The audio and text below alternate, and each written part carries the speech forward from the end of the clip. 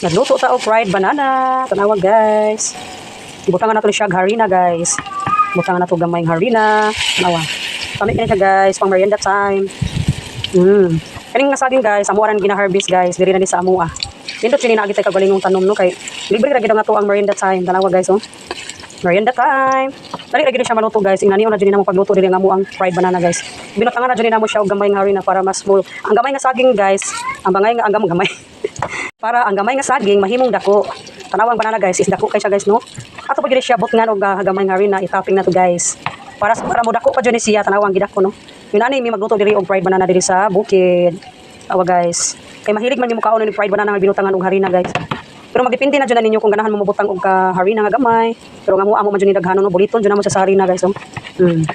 Pero dali na jud siya maluto guys. Ganahan jud mi magluto og aning fried banana guys. Amo jud siya medyo paigo na mo guys.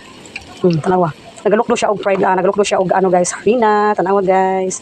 Okay guys, ato nang balik karon nga ato ang fried banana. Tanawa dali adyo siya magluto guys. Dali adyo siya maluto. Yun ani ra jud kadali ang pagluto sa fried banana. Easy ra jud kaayo. Yan. Ug diara diya ang atong fried banana guys. Naluto na siya guys. O daghan ka atong giluto karon. Mao ni siya atong pang merienda time karon hapon na guys. Kain na po tayo. Yummy yummy. Yummy kayo guys.